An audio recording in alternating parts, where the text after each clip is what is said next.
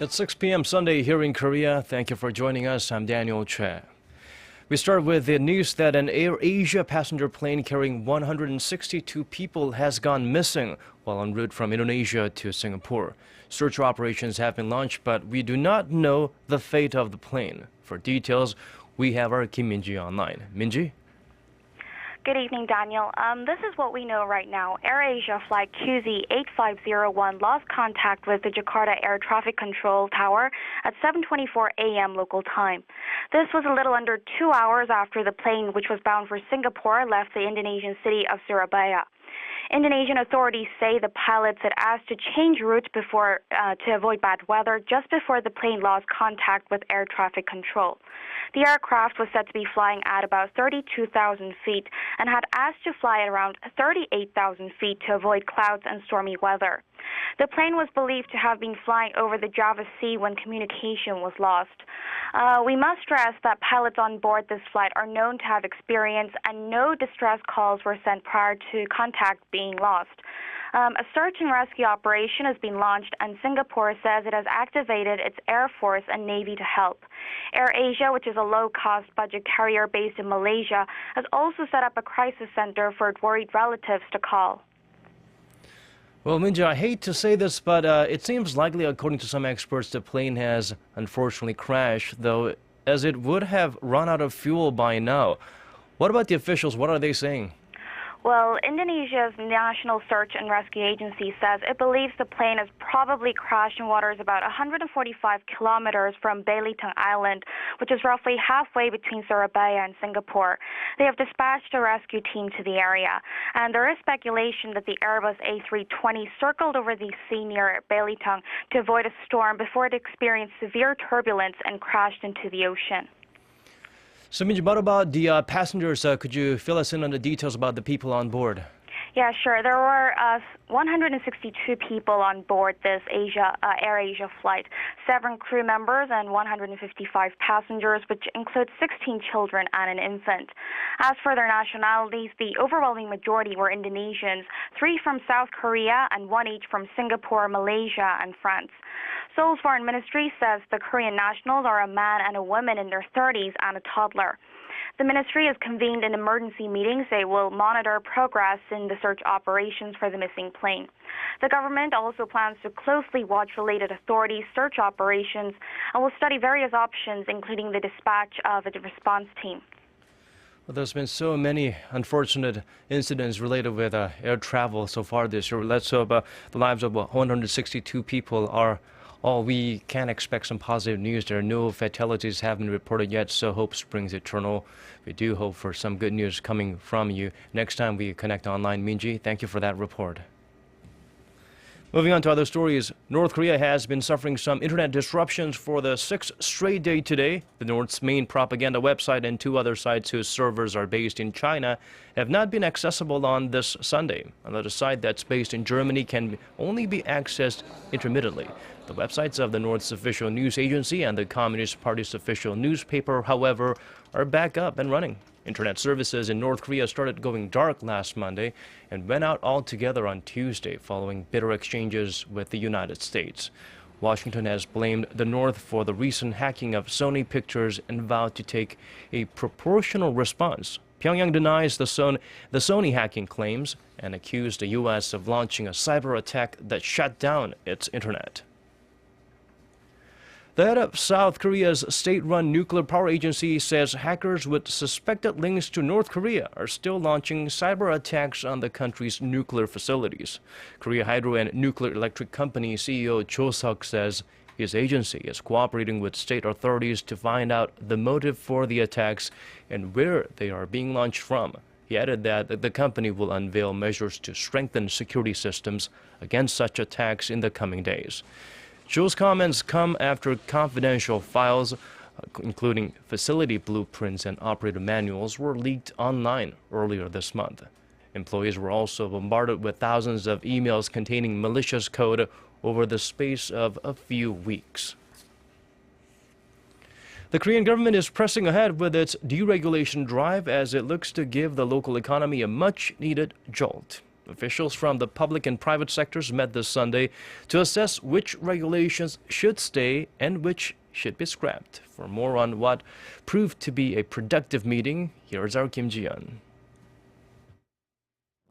With growing concerns over prolonged sluggish domestic demand and uncertainties stemming from the slowing global recovery, the Korean government decided to speed up its plans to strip away excessive red tape that many say is strangling the country's economic potential. Among the more than 150 rules economic organizations has suggested be scrapped, the government agreed on Sunday to fully remove or amend around 3/4 of them. Included was the expansion of the number of goods exempted from radiation tests and permission to store public records electronically. The meeting was also an opportunity for firms and private institutes to urge government agencies to review their regulative policies. For example, providers of telecommunications services asked ministries to scrap regulations that require government approval before raising the price of mobile services. In response, the Science and ICT Ministry said it would come up with measures sometime early next year to address the inconvenience while fostering healthy competition among local providers. Proposals left for further review were mainly related to easing labor restrictions, including the removal of company quotas on hiring employees with disabilities. Kim Ji-yeon, Arirang News. The Japanese Vice Foreign Minister Akitaka Saiki will visit Seoul on Monday for talks with his South Korean counterpart Cho Tae-young. Seoul's foreign ministry said Sunday the two diplomats will discuss pending issues, such as Japan's wartime sexual enslavement of Korean women. That's an issue the two sides have been unable to resolve even after holding 5 rounds of high-level talks. South Korea is demanding a sincere apology from Japan and compensation for the victims, while Japan claims the issue has been resolved through a 1965 bilateral treaty. Saiki is also expected to express hopes for a summit between their two leaders in the near future. Former U.S. President Jimmy Carter has expressed his concerns over the conviction earlier this year of a left-wing South Korean lawmaker.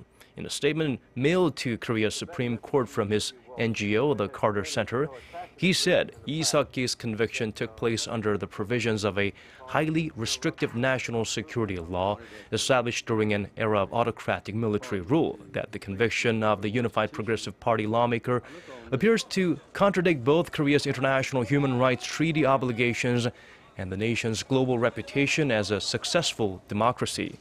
Carter added there should be a fully transparent democratic debate open to all Korean citizens about current and potential risks to human rights under the terms of the national security law. Lee was sentenced to 12 years in prison in February for plotting an armed rebellion, and its UPP was disbanded. The Korean government has confirmed that the nation will launch 2 indigenously developed satellites by the year 2020. The Ministry of Science, ICT, and Future says the 500-kilogram satellites will be developed in conjunction with the Ministry of Land, Infrastructure and Transport, the Korea Aerospace Research Institute, and private industry partners. Medium-sized satellites are less expensive to develop than multi-purpose satellites, and there is growing international demand for them, particularly from developing countries. The government says it plans to pump over $200 million into the project to help grow the nation's space industry. Industry experts say the project will provide a great boost to the Korean space industry and the commercialization of aerospace technology in Korea. Researchers conducted an ecosystem analysis for the first time in the demilitarized zone off Korea's east coast. Over 150 species were found, including several endangered ones. Our Kim Yeon-bin has this report. In the no-man's zone of Korea's East Sea are numerous animals' footprints. Their owners, sea otters, that are on the brink of extinction. Nearby, on rocky islands, are cormorants resting in harmony with nature. They're also on the endangered list. Underwater, there are even more rare species and plants, including the Philospatics and Wattises. Neon damselfish, among other fish, also roam through the waters. In the past, it was impossible for researchers to take samples in the demilitarized zone, as there are lost mines hidden in numerous areas. But with the help of Korea's Ministry of National Defense, it became all possible for researchers to conduct an ecosystem analysis in the region. A total of 151 marine life were discovered, including 7 on the endangered species list. The Ministry of Maritime Affairs and Fisheries says they will continue their search to discover new species as well as to preserve the ones that are endangered. Kim Hyun-bin, AirAsia News. And now it's time for the weather. Dry and somewhat gloomy weather conditions continue through the next few days in most parts of Korea, leading up to the final day of 2014. On that Wednesday, expect nationwide showers, so it will be a good time to stay indoors with your loved ones and usher in the new year. We have updates from weather conditions around the world here.